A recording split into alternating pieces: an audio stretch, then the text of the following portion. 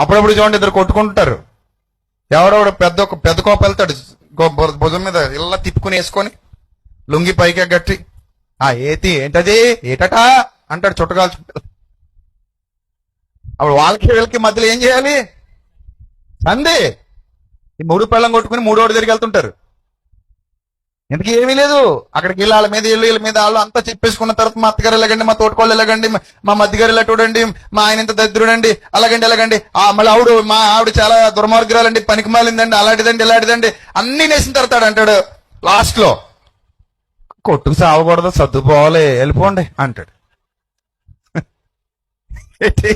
ఈ మాత్రం సోజ్ చెప్పడానికి అంతసేపు వాళ్ళు సోజ్ చెప్పి ఆ పనికి మాల కూడా అంతా విన్న తర్వాత ఇదిగో ఇంకా అలాంటి ఏం పెట్టుకోకండి కానీ ఆ పిల్లల ముఖం చూసి వెళ్ళి చక్కగా కాపురం చేసి పోండి పోండి అంటే వీళ్ళిద్దరూ మళ్ళీ పెట్టుకుని సిగ్గు లేకుండా పోతారు. అలాగా ఈ మాత్రం దరిద్రానికి ఆడి దగ్గరికి వెళ్ళటం ఎందుకు? ఆడి దగ్గరికి అడ్డమైన దరిద్రాలన్నీ చెప్పుకో.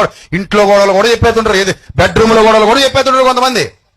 ఇంకా అన్ని ఆడికి చదివి వినిపించేసుకున్న తర్వాత లాస్ట్ లో వచ్చిన ఫలితార్థం ఏంటి చెప్పండి, మీరు చెప్పండి. ఏం లేదు కానీ పోండి అంటాడు.